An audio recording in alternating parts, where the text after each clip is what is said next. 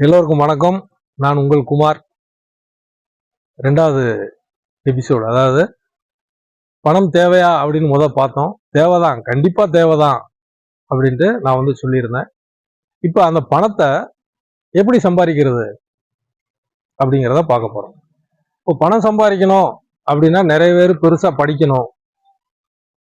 சரிங்களா? பணம் சம்பாதிக்கிறது நிறைய பணம் நம்ம கிட்ட இருக்கணும். அது மாதிரி நிறைய நாலேஜ் வேணும். சரிங்களா? பேக்ரவுண்ட் வேணும். இப்படி எல்லாத்துக்கும் ஆளாளுக்கு ஒவ்வொரு காரணத்தை நம்ம வச்சிருக்கோம்.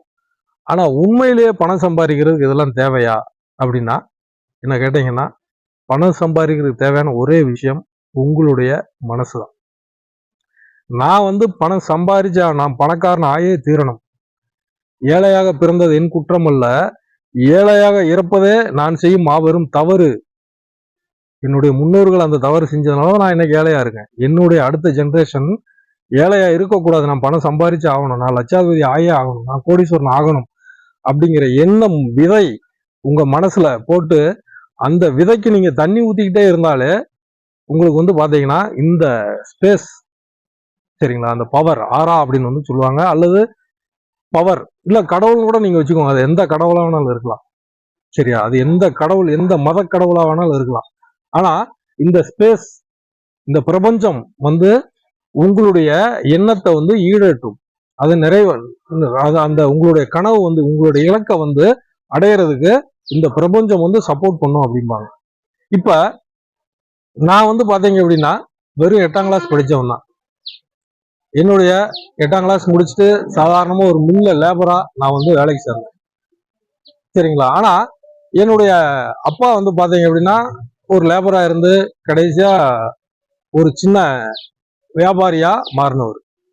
எனக்கு விவரம் தெரிய ஆரம்பிக்கிறப்ப எங்க அப்பா ஒரு வியாபாரியா இருந்தார்.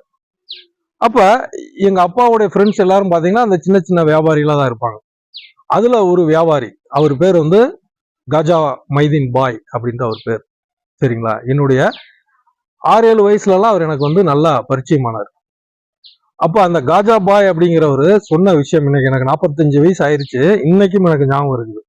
அவர் சொல்ற விஷயம் என்னன்னா, குமார் நீ படிக்காம போ, ஆனா எங்கேயுமே வேலை பார்க்கணும் அப்படிங்கிற எண்ணம் மட்டும் உனக்கு வந்துடக்கூடாது. நீ ஒரு மிகப்பெரிய பிசினஸ் மேனா இருக்கணும். சரியா? நீ 4 பேருக்கு வேலை கொடுக்கணும், அந்த எண்ணத்தை மட்டும் மறந்துடாத அப்படின்னு அப்ப இருந்தே என்கிட்ட சொல்லுவாரு. அதனாலவோ என்னவோ நான் 8ஆம் கிளாஸுக்கு மேல படிக்க விருப்பம் இல்லை. சரிங்களா? அப்போ படிச்சு முடிச்சுட்டு நான் வேலைக்கு போனப்ப என் மனசுல உறுத்திக்கிட்டே இருந்தது. ஒரு ஸ்பின்னிங் மில்ல லேபரா வேலைக்கு சேர்ந்தேன். என் மனசுல அவர் சொன்ன வார்த்தைகளை திருப்பி திருப்பி திருப்பி திருப்பி எனக்கு தோண ஆரம்பிச்சது. ஆனா இன்னைக்கு நான் அவரை பார்த்து கிட்டத்தட்ட 30 வருஷத்துக்கு மேல ஆயிடுச்சு. அந்த காஜா பாய் அப்படிங்கிறவரை பார்த்து 30 வருஷத்துக்கு மேல ஆயிப்போச்சு. அவர் இருக்க இடத்துல இருந்து நாங்க இப்ப இடம் பெயர்ந்து, அதாவது சென்னை பக்கத்துல அவர் இருந்தாரு. அப்பா எங்க அப்பாவும் நாங்க ஃபேமிலியோட அங்க இருந்தோம். இப்ப எங்களுடைய நேட்டிவ் ராஜபாளையத்துக்கு வந்துட்டோம். சரிங்களா? அப்ப இங்க வேலை பார்க்கறப்ப எனக்கு அந்த எண்ணமே வந்துகிட்டு இருந்தது. அப்ப நான் திருப்பி என்ன பண்ணேன் அப்படின்னா, ஏதாவது பிசினஸ் பண்ணணும் அப்படின்னு நினைச்சிட்டு இருக்கப்ப கரெக்டா ஒரு 2-2.5 வருஷத்துல சின்ன சின்ன வியாபாரங்கள் பண்ண ஆரம்பிச்ச ஒரு ஏஜென்சி. சரிங்களா? சிறிய முதலீட்டுல ஒரு 2000 ரூபாய் 1000 ரூபாய் கையில இருந்ததுன்னா அந்த பொருளை இந்த இந்த இந்த கடையில இருந்து அந்த கடைக்கு மாத்தி விடுறது, இப்படியே பண்ணி பண்ணி பண்ணி இன்னைக்கு பாத்தீங்கன்னா நான் ஒரு ஆண்டர்பிரனரா, அதாவது தொழில் முனைவோரா இன்னைக்கு மாறி இருக்கேன். என்ன மாதிரி ஃபீல்டு அப்படிங்கிற அடுத்தடுத்து நான் சொல்றேன். படிச்சவங்க, படிக்காதவங்க, பணம் உள்ளவங்க, பணம் இல்லாதவங்க, அத்தனை பேராலையும் பணம் சம்பாதிக்க முடியும். அதுக்கு உங்களுடைய எண்ணம் தான் காரணம். நீங்க எந்த அளவுக்கு அந்த எண்ணத்தை ஸ்ட்ராங்கா, வைரம் பஞ்ச கட்டன்னு சொல்லுவாங்க பாத்தீங்களா, அந்த மாதிரி நீங்க ஒரு வெறித்தனமா நினைச்சுக்கிட்டே இருந்தீங்க அப்படின்னாலே உங்களுடைய நினைப்பே உங்களை என்ன பண்ணும் அப்படின்னா அந்த இடத்துக்கு கொண்டு போய் வைக்கும், அந்த இடத்துல கொண்டு போய் நிப்பாட்டும். ஆனா ஒரு பழமொழி உண்டு, நினப்பு தான்டா பொழப்ப கெடுக்கும் அப்படின்ட்டு.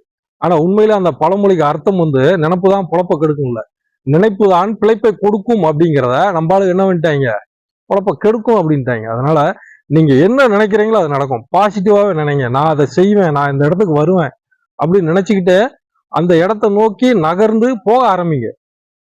சரிங்களா? போக ஆரம்பிங்க. போனா மட்டும்தான், ஒரு அடி நீங்க எடுத்து வைங்க. பயந்துகிட்டு அதான் வரும் அப்படிங்கிற எண்ணத்தோட இருந்தா இதெல்லாம் சாத்தியமாகாது. அதனால பணம் அப்படிங்கிற ஒரு விஷயம் ஈஸியா சம்பாதிக்கலாம். அதுக்கு என்ன வழி, அடுத்தடுத்து வழிகள் இருக்கு. பணம் தேவையா? தேவை. பணம் ஈஸியா சம்பாதிக்கலாமா? ஈஸியா சம்பாதிக்கலாம்.